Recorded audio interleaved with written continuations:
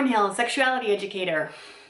Ooh, have you ever had one of those weeks where your child is testing you? I love him.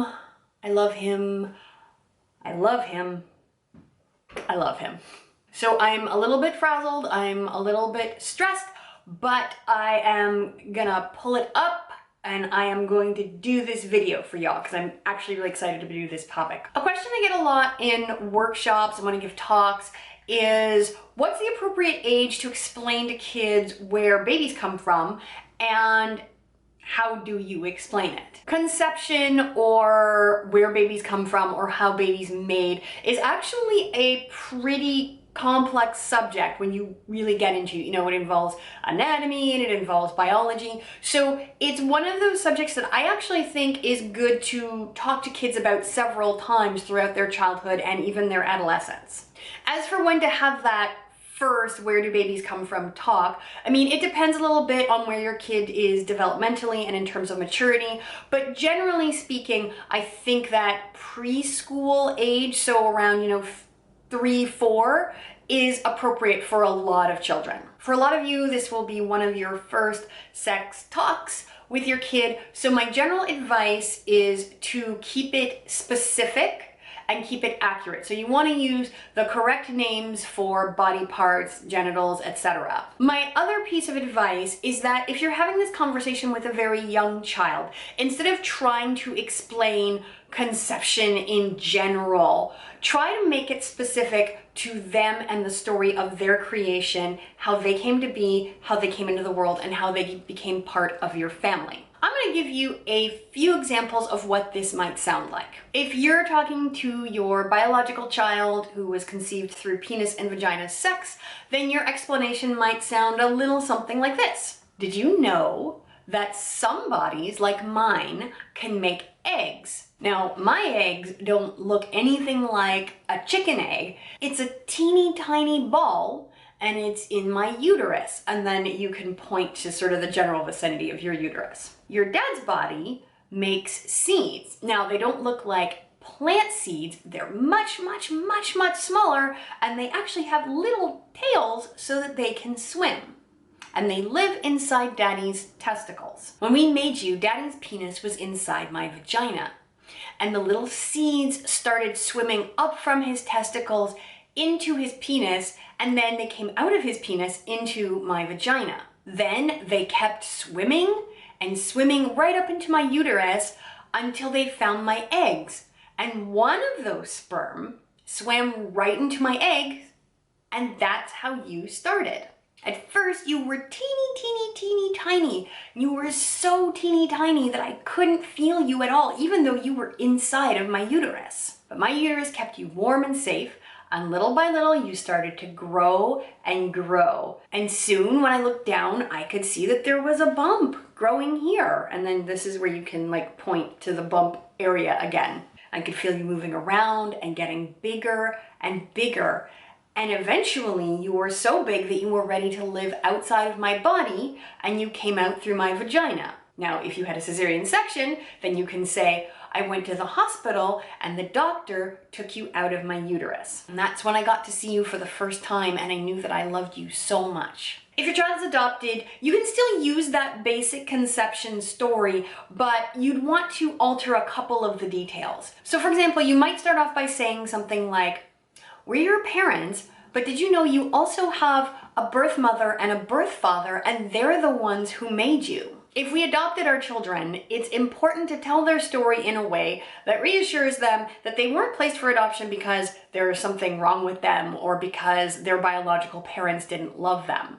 You might say something along the lines of, your birth parents weren't able to give you the life that they wanted you to have, and we really, really wanted you to be our child, and so we adopted you into our family. If we adopted our children, it's also important to tell their story in a way that avoids making us seem like we're their saviors or that we rescued them from some sort of terrible life. As their parents, we are the ones who are lucky to have them. Now let's remember, sex is not the only way to make a baby.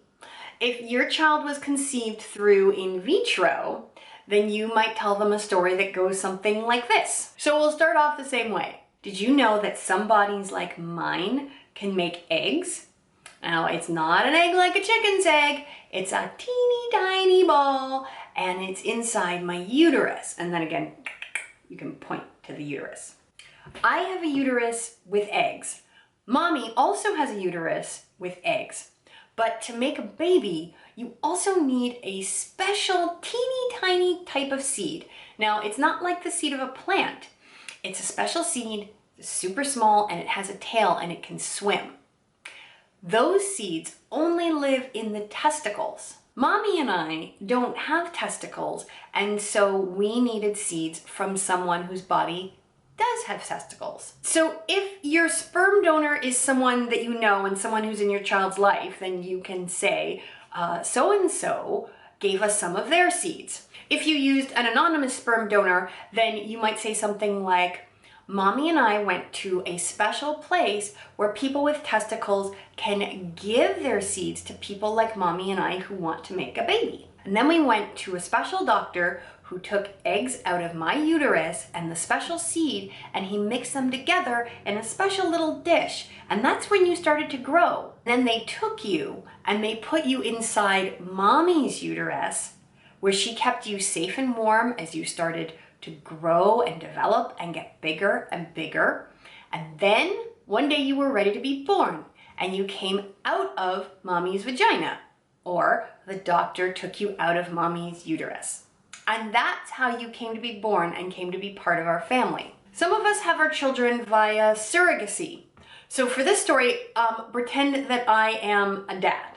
My dad always wore a hat. Did you know that my body and Dad's body can make special seeds? They're not like plant seeds, they're super small. They're so small you can only see them through a microscope, and they have tails for swimming. And they live inside our testicles. You need one of these special seeds to make a baby, but why am I doing a weird voice? Sorry.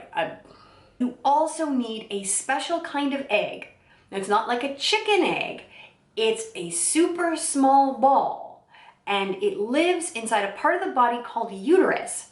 Now, Dad and I, we don't have uteruses. Luckily, we have a special friend who does have a uterus. Now again, if this is someone in your child's life that they know and you're comfortable telling them who it is, you can tell them the name of the person. If you don't want your child to know, then you can just leave it at special friend. The doctor took the special seeds and our friend's egg and they mixed them together in a little dish. And then that's how you got started. But you were super teeny and so small and you needed to be protected. So we put you back inside our friend's uterus and she kept you safe and warm, and you started to grow and get stronger, and eventually you were big enough to come out and meet us, and you came out and you were born through her vagina. Or again, she went to the hospital and the doctor took you out of her uterus. And that's when we got to meet you, and we were so excited to have you as part of our family. So those are some examples of how you can talk to little kids about how babies were made, or at least how they were made for the first time. A couple of notes, or really just one more note before I wrap it all up. Oftentimes when we're talking to little kids about how they were conceived or where babies come from, there's a tendency to say something along the lines of, when two people love each other very much, or, you know, your birth mom and dad loved each other very much.